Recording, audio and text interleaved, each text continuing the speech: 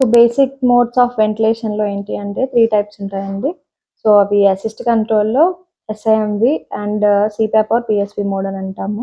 So, ఏ basic anaesthesia machine నేను boils machine గురించి మాట్లాడట్లేదు. సో, బేసిక్ అనస్థీషియా మెషిన్ గానీ లేకపోతే ఐసీయూలో ఉండే వెంటిలేటర్‌లో గానీ మినిమమ్ అయితే ఈ 3 మోడ్స్ ఉంటాయండి. సో, నార్మల్‌గా వీటిలి గురించి తెలుసుకునే కంటే ముందు అసలు ఈ పేషెంట్‌ని వెంటిలేటర్‌కి అటాచ్ చేయాలి అనంటే మనకి ఒక సోర్స్ అయితే ఉండాలి. అంటే కనెక్షన్ చేసేది ఒకటి ఉండాలండి. అది ఏంటి అనంటే పేషెంట్‌ని ఇంట్యుబేట్ చేసి అంటే ఎండోట్రాకియల్ ట్యూబ్ అని ఒక ట్యూబ్‌ని ఒక కనెక్షన్ లాగా యూజ్ చేస్తామండి. సో, పేషెంట్ యొక్క లంగ్స్‌లోకి ఎండోట్రాకియల్ ట్యూబ్ అనేది వేసి అక్కడి నుంచి వెంటిలేటర్ సర్క్యూట్ ద్వారా వెంటిలేటర్‌కి అటాచ్ చేస్తాం. సో, పేషెంట్ బ్రీత్ చేసేటప్పుడు ఏంటంటే ఈ ట్యూబ్ ద్వారా బ్రీత్ చేసి సర్క్యూట్ మొత్తం కూడా బ్రీత్ చేసి మళ్ళీ వెంటిలేటర్ దాకా రీచ్ అవుతుంది. సో, వెంటిలేటర్ ఇచ్చే ఎయిర్ అయినా గానీ అక్కడి నుంచి త్రూ వెంటిలేటర్ సర్క్యూట్ ఎండోట్రాకియల్ ట్యూబ్ ద్వారా పేషెంట్ లంగ్స్‌లోకి వెళ్తుంది. సో, పేషెంట్ లంగ్స్‌కి ఈ ట్యూబ్ ద్వారా ఏంటంటే ఈ ట్యూబ్ మనం ట్రేకియాలోకి వేస్తాం. సో, ట్రేకియా అంటే ఏం లేదండి మనకి విండ్ పైప్ ఉంటుంది కదా! సో, దాన్ని ట్రేకియా అని అంటాము. సో, ఈ ట్రేకియా ఏమైతుందంటే 2 బ్రాంచెస్ కింద డివైడ్ అవుతుంది. లంగ్స్‌కి రీచ్ అవ్వడానికి ఇది 2 బ్రాంచెస్ కింద డివైడ్ అయ్యి, ఆ 2 బ్రాంచెస్ ఇంకో 2 బ్రాంచెస్ కింద డివైడ్ అయ్యి టోటల్‌గా అలా 23 టైమ్స్ అనేది డివైడ్ అవుతుందండి. సో, ఈ 23 టైమ్స్ డివైడ్ అయిన తర్వాత ఈ ట్రెకియా యొక్క బ్రాంచెస్ లంగ్స్ యొక్క లాస్ట్ ఏరియా ఆల్వియోలై అంటే ఒక చిన్న సాక్ లాగనమాట. ఈ ఆల్వియోలైకి రీచ్ అవుతుంది. సో, రీచ్ అయిన తర్వాత ఈ మనం పంపించే ఎయిర్ అంతా కూడా ఆల్వియోలై ద్వారా లంగ్స్‌కి ఎళ్తుందనమాట. సో, ఈ ఎండోట్రాకియల్ ట్యూబ్ అనేది డిఫరెంట్ సైజెస్ ఉంటాయండి. దాని యొక్క ఇంటర్నల్ డయామీటర్‌ని బట్టి 2.5 నుంచి 9.5 దాకా ఉంటుందండి సైజు. సో, ఇది వెంటిలేటర్ సర్క్యూట్ అటాచ్ చేస్తామండి. సో, ఈ వెంటిలేటర్ సర్క్యూట్ అరౌండ్ 150-160 సెంటీమీటర్స్ అయితే ఉంటుందండి. అంటే 1.5 మీటర్స్ దాకా ఉంటుంది. త్రూ దట్ ఒక ఎల్ బ్యాండ్ అంటే ఒక ఎల్ షేప్‌లో ఉండే ఒక చిన్న ట్యూబ్ ద్వారా ఈటీ ట్యూబ్‌కి అటాచ్ చేస్తాం. సో, వెంటిలేటర్ నుంచి వచ్చే గ్యాసెస్ గానీ, ఎయిర్ గానీ, ఆక్సిజన్ గానీ ఇవన్నీ కూడా పేషెంట్ లంగ్స్‌కి రీచ్ అవుతుంది. సో, నెక్స్ట్ మనం వెంటిలేటర్ యొక్క బేసిక్ సెట్టింగ్స్ గురించి మాట్లాడుకునే కంటే ముందు అంటే మోడ్స్ గురించి మాట్లాడే ముందు కొన్ని బేసిక్ టెర్మినాలజీ మనం తెలుసుకోవాలండి. ఒక 3 పారామీటర్స్‌ని మనం అడ్జస్ట్ చేస్తామండి. అవేంటి అంటే వాల్యూమ్, ప్రెషర్, రేట్. సో, ఈ 3 ఏంటి అంటే వాల్యూమ్ అంటే టైడల్ వాల్యూమ్. టైడల్ వాల్యూమ్ అంటే ఏంటి అనంటే ఒక పేషెంట్ ఒక నార్మల్ రెస్పిరేటరీ సైకిల్‌లో టోటల్‌గా తీసుకునే ఎయిర్ వాల్యూమ్‌ని మనం టైడల్ వాల్యూమ్ అంటాం. నార్మల్‌గా అయితే ఇది 500 ఎంఎల్ ఉంటుందండి ఒక అడల్ట్‌లో. టైడల్ వాల్యూమ్ అందరికీ ఒకటేలా ఉంటుంది అనంటే కాదండి. ఒక్కొక్క పేషెంట్ వెయిట్‌ని బట్టి ఏదైనా అనస్థీషియాలో వెయిట్ బేస్డే ఉంటాయండి. సో, పేషెంట్ వెయిట్‌ని బట్టి 6-10 ఎంఎల్ పర్ కిలో అని అంటాము.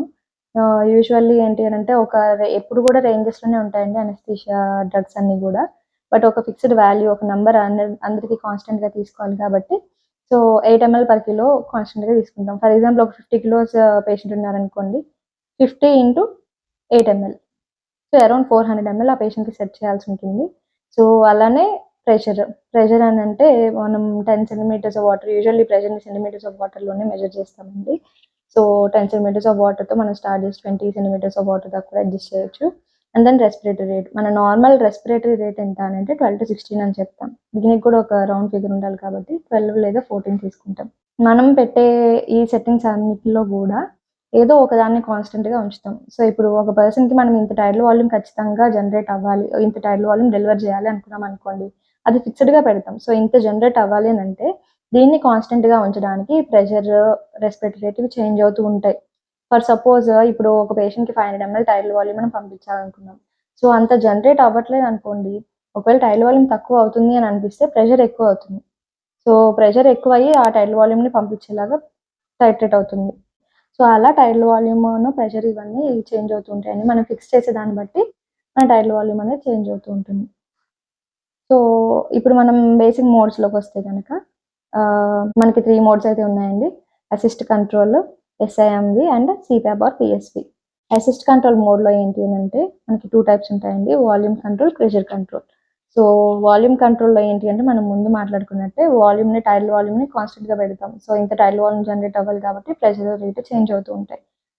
ఈ అసిస్ట్ కంట్రోల్ మోడ్‌లో ఏంటి అనంటే ఒక పర్సన్‌ని పడుకోబెట్టిన తర్వాత అతని మీద ఎవరినన్నా కూర్చోబెట్టి బ్రీతింగ్ తీసుకోమని చెప్పామనుకోండి. ఎంత కష్టంగా ఉంటుంది. సేమ్ అది గూడా అంతే. ఇక్కడ పేషెంట్ అయితే బ్రెత్ని ఇనిషియేట్ చేయగలరు కానీ బ్రెత్స్ అన్నీ కూడా వెంటిలేటర్ డెలివర్ చేస్తుందండి. సో పేషెంట్ ఎక్స్ట్రా బ్రెత్స్ తీసుకోవడానికి ట్రై చేసినప్పుడు స్ట్రగుల్ అనేది వస్తుంది. ఈ వెంటిలేటర్కి పేషెంట్కి మధ్య స్ట్రగుల్ అనేది ఫామ్ అవుతుంది. వర్క్ ఆఫ్ బ్రీతింగ్ అంటే బ్రీత్ చేయాల్సినంత వర్క్ ఎక్కువైపోతుంది. సో ఈ మోడ్లో పెట్టినప్పుడు ఏంటి అంటే పేషెంట్ కంప్లీట్గా ఎదురు సెడేట్ అన్న అవ్వాలి లేదా ప్యారలైజ్ అన్న అవ్వాలి. అంటే పేషెంట్ నుంచి ఎఫర్ట్స్ రాకుండా మనం ప్రివెంట్ చేయాలి. సో ఈ మోడ్ ఎప్పుడు వాడతాము అని అంటే యూజువల్లీ సర్జరీస్, ఇప్పుడు సర్జరీస్కి అనస్థీషియా ఇస్తాము. సో ఒక సర్జన్ అబ్డామెన్లో ఆపరేట్ చేస్తూ ఉన్నారు. సో ఎక్కువ సార్లు పేషెంట్ కాన్షియస్గా ఉండి ఎక్కువ సార్లు breathe in breathe out breathe in breathe out ఇలా చేస్తూ ఉన్నారనుకోండి, సో సర్జన్కి సర్జరీ చేయడం కుదరదు అండ్ సర్జరీ చేసే టైంలో ఏదైనా ఇంజరీస్ అయ్యే ఛాన్సెస్ కూడా ఉంటాయి. సో అలా కాకుండా ఒక ఫిక్స్డ్ ఇంటర్వెల్లో ఇంతే వాల్యూమ్, ఇంతే ప్రెషర్, ఇంతే రెస్పిరేటరీ రేట్ జనరేట్ అవ్వాలని అనుకుంటాం అనుకోండి, సో ఈ మోడ్ పెడతాం. So same pressure control assist control మోడ్లో ఏంటి అంటే ప్రెషర్స్ని కాన్స్టెంట్గా పెడతామండి.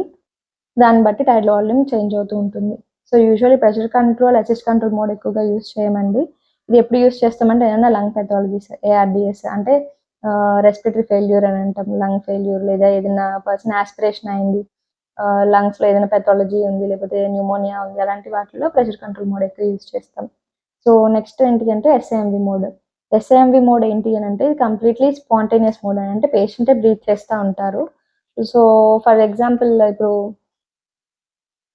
ఒక పర్సన్ ఒక 1 మినిట్‌కి 12 టైమ్స్ బ్రీత్ చేయాలి అని అంటే పర్ మినిట్ 12 బ్రెత్స్ రావాలి. అంటే ఫర్ ఎవ్రీ 5 సెకండ్స్‌కి ఒక బ్రెత్ ఇనిషియేట్ అవ్వాలి. ఒకవేళ ఈ 5 సెకండ్స్‌లో ఒక పేషెంట్ బ్రీత్ చేయలేదు అని అనుకోండి, సో వెంటిలేటర్ ఆటోమేటిక్‌గా బ్రెత్ డెలివర్ చేస్తుంది.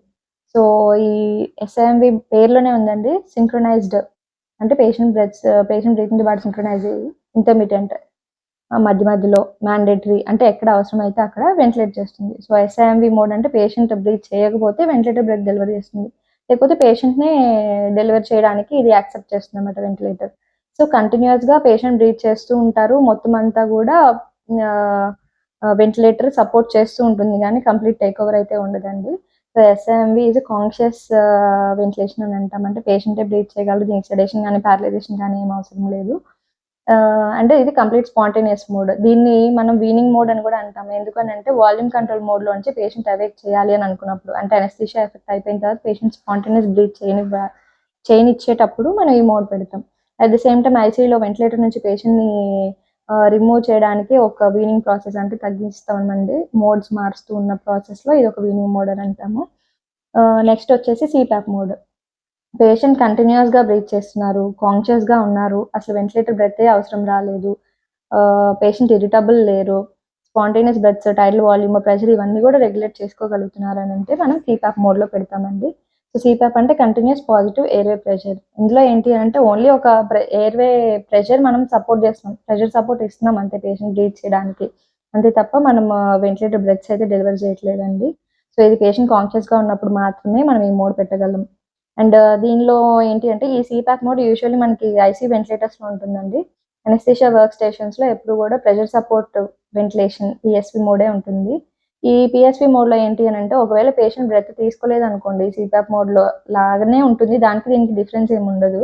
ఎక్సెప్ట్ ఫర్ ఒక డిఫరెన్స్ ఏంటి అని అంటే పీఎస్‌వి మోడ్‌లో ఏంటి అంటే ఒక బ్యాకప్ మోడ్. ఒకవేళ పేషెంట్ గనుక బ్రెత్ తీసుకోలేదనుకోండి, వెంటనే ఇది ఎస్ఎంవి మోడ్‌కి కన్వర్ట్ అయిపోతుంది. సో అదే ఉంటుంది డిఫరెన్స్ పీఎస్‌వికిను సీపాప్ మోడ్‌కి. సో ఈ సీపాప్ మోడ్ కూడా మనం వీనింగ్ మోడ్ అని చెప్తాం. అంటే పేషెంట్ వెంటిలేటర్ నుంచి ఎక్స్‌ట్యూబేట్ చేయడానికి సో నెక్స్ట్ ఒక టీపీస్ అనేది ఒకటి కనెక్ట్ చేస్తామండి. అంటే సీపాప్‌లో గనక పేషెంట్ బ్రెత్ కంటిన్యూస్‌గా తీసుకుంటున్నాడు, ఏం ఎఫర్ట్స్ ఏం లేవు, రెస్పిరేటరీ స్ట్రగుల్ ఏం లేదు అని అంటే గనక ఈ ప్రెషర్ సపోర్ట్ మనం 10 సెట్ చేసామనుకోండి, 10 నుంచి ఒక 1 అవర్ ఆగి 8కి, 8 నుంచి ఒక 6కి, 6 నుంచి 4కి అలా తీసుకొచ్చి తర్వాత టీపీస్ కనెక్ట్ చేసుకొని ఎక్స్‌ట్యూబేట్ చేసుకోవచ్చు. ఎక్స్‌ట్యూబేషన్ అంటే ట్యూబ్ రిమూవ్ చేయడం, అంటే వెంటిలేటర్ నుంచి రిమూవ్ చేసి నార్మల్ ఆక్సిజన్ కనెక్ట్ చేయడం. సో ఇవి బేసిక్ మోడ్స్ ఆఫ్ వెంటిలేషన్ అండి. హోప్ సో ఈ వీడియో మీకు నచ్చింది అనుకుంటున్నాను. నచ్చితే నా ఛానల్ సబ్స్క్రైబ్ చేసుకోండి.